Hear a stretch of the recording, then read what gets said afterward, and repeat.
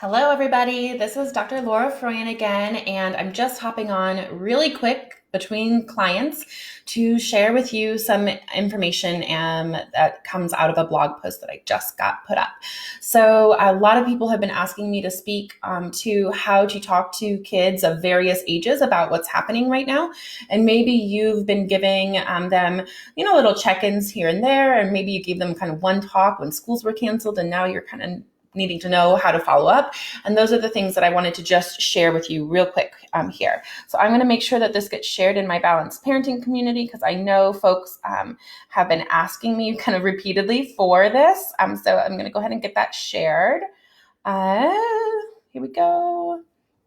Okay, we're shared and we're going. So good. So the blog post is in the description of this. So if you want to read it later or kind of get into more details on kind of what to say, I highly recommend you go there and share that blog post with other folks that you think need it who are struggling.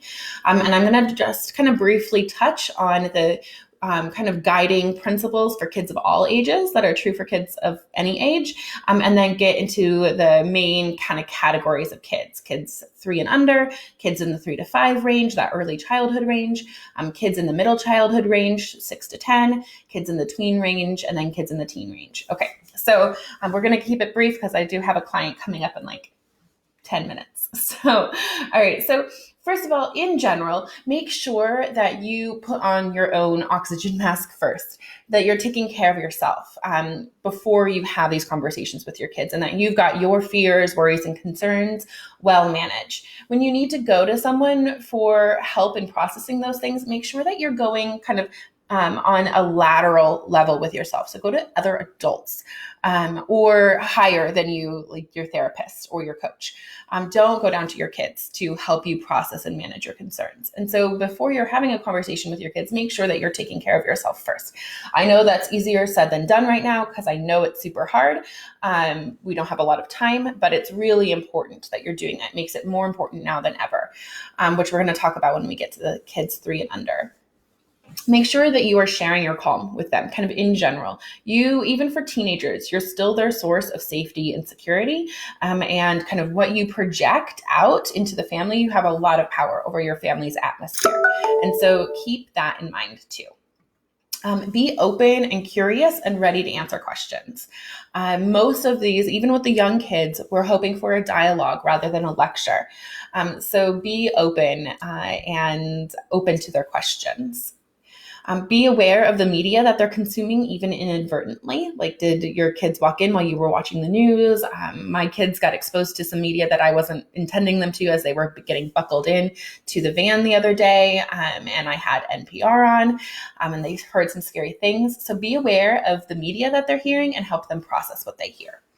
And then the last one, and make sure that the information you provide is factual, straightforward, clear, and developmentally appropriate.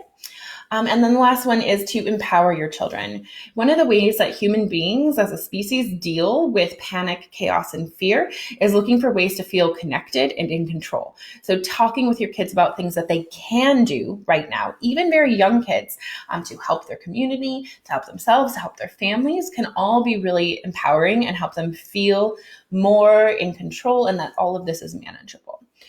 So things like that include making, we did chalk fairies the other day where we took our chalk and we went on a walk through our neighborhood and we wrote, or we drew pretty pictures on everybody's driveways. It really got our community talking. There were lots of people who wrote messages back on their driveway who did this, and we wrote the chalk fairies. It was something that was engaging for a couple of days, and it made us all feel connected even while we were separate. So things like that are making cards or drawings for folks and that you can't see that you still love and sending them in the mail. Making videos, holding little plays for your grandparents, and they can all come in and Zoom to watch them. Doing what you can to stay connected and empowering them to think of those ideas, getting creative and putting them into practice, and really facilitating that. So for kids 3 and under, you really want to keep it simple and straightforward. And know that children in this age are still very other regulated, meaning that they borrow self-regulation from the more competent and well-regulated adults around them. And so with your young kids in particular, it's really important that you are taking care of yourself and managing your stress so you don't pass it on to your kids.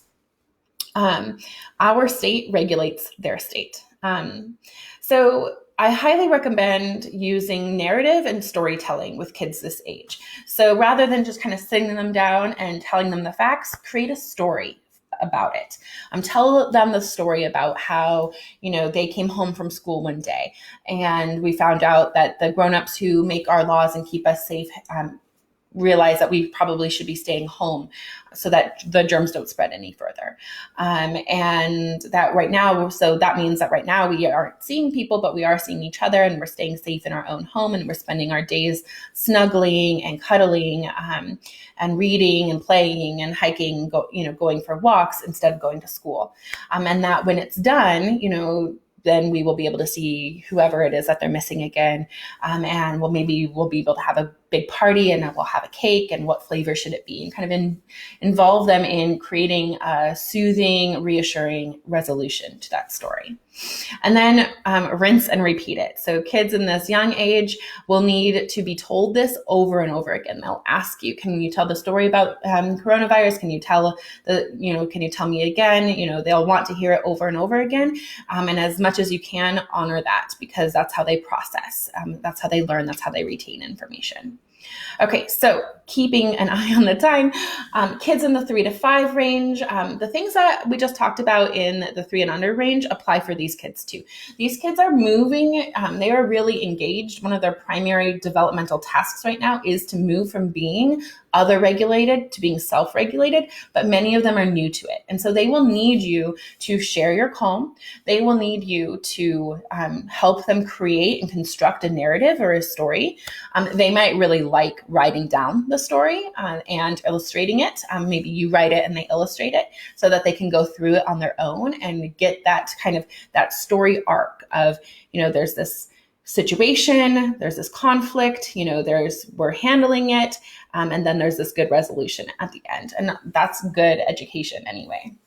Learning a good narrative structure is highly predictive of future academic success. So you will be helping your kids too. So the other thing that you can expect to see in this young child, early childhood age range is them doing a lot of processing through play. Now, I've talked about this a lot, and I don't think we need to spend any more time on it right now. But if you are seeing play coming up, themes coming up in your child's play, and you want to know how to support them in having them feel safe and grounded and having a space to process, I would love to have you join me in my little mini course that I'm doing for free right now. There's the link. Okay. Sorry. Okay. All right. There's also a great book that is available for free that one of my amazing clients wrote. And you can download that for free here. And that's the perfect age for this. This book is the perfect age for the kids in that age range, and then in the next one. So now we're getting into middle childhood, which is the 6 to 10-year-old range. Kids in this range have really started to solidify the ability to take on others' perspectives. That's one of their primary developmental tasks.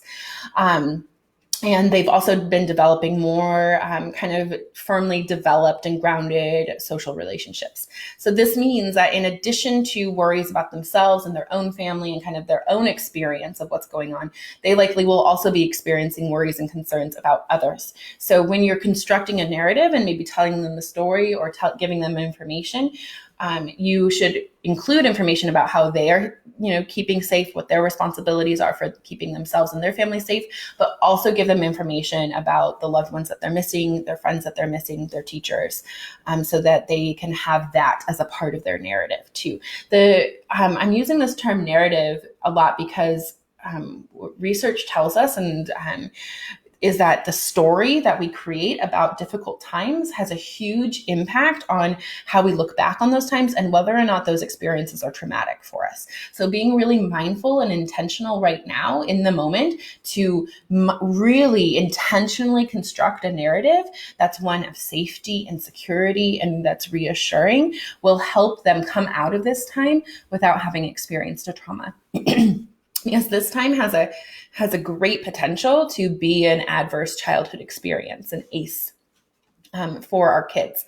And we have lots of ability to protect our kids from that, so that they can experience this thing that is this mass trauma that we are experiencing worldwide right now, to recover well from that trauma, because things don't become traumatic until later. They have to do with the processing and the way you recover from a trauma. So you can experience something traumatic and have a good script or narrative around it, have it not impact your sense of who you are, or your sense of of safety in the world. And you can come out on the other side feeling more resilient and stronger. Though when we get like post-traumatic stress disorder is when we don't do that, when we suppress our processing, and we don't engage in creating a healing narrative. And that's when PTSD happens. And I mean, so I'm a PTSD survivor, and even with all of these skills, all of these things that I know, I still experience PTSD symptoms sometimes from my rape. And so just knowing how important the narrative and the story you tell during this time for yourself and for your kids is really important. Okay, we got a little off track there, and I want to make sure that we are wrapping up and we have time to talk about teens and tweens too. So with tweens, now is the time to sit back, like to practice sitting back at talking less and listening more. Continue to get curious and hold space for them. And this is also a good age to start educating children about how to be conscious, responsible consumers of media. Help them evaluate the source of information that they're getting. Is Steve on YouTube an accurate source of information? Help them find reliable resources to get information, including encouraging them to come to you, making sure that your conversations are open and non-judgmental, so that they do come to you. And kids this age are particularly sensitive to being lectured at, so keep these conversations actually conversational, so there's a back and forth and a flow. You might also need to have conversations about why they can't see their friends, and you should be holding space for their displeasure, their anger, their grief around these limitations, and then also help them feel empowered to get creative so that they can still have their social interactions. And then finally, teens, it's important really, I think, the 3 to 5 range and the teens, I think, are the people who are struggling the most right now in terms of kids. And one of the reasons, because the primary developmental agenda for teens is separating well from their families. That's what they're supposed to be doing developmentally right now. And navigating that separation well is a huge developmental task for them. And it's painful to have that be completely shut down, which is basically what's happening right now. Their ability to exercise that biological drive to separate well from their family is being completely curtailed. This is like when your kids were learning to crawl or learning to walk, they had this like drive to complete those actions, to learn and to practice. Can you imagine trying to keep a baby from trying to learn to crawl or learn to walk? I mean, it would be so painful for everybody involved. And that's one thing, that's a perspective shift that you need to have for what's happening for teens right now. They are being prevented from pursuing their main developmental task, their biologically driven developmental task right now. And that is painful for everybody. So with this age group in particular, I would recommend checking in on their mental health, bringing awareness and normalizing of trauma symptoms, things like feeling numb, wanting to stay in bed, and not being able to concentrate or think clearly, recognizing those within yourself too, if you're experiencing those, and then supporting them in reaching out to peers for support, and then also to professionals, a therapist or a counselor via telehealth. And do whatever you can to just hold space for them, to help them feel heard and understood and valued. And remember that sometimes holding space for kids in this age range means giving them the space that they're asking for and trusting them. Okay, so those were my thoughts on all of these different age ranges. I hope that this was helpful and what you needed. There's more details in the blog post on kind of what exactly to say to kids this age in these various ages. Share this video to the parents that you think need it. I hope that it's helpful. I hope that it serves you. And please, if you need any other help or support, don't hesitate to reach out on messages or in my emails or my DMs on Instagram.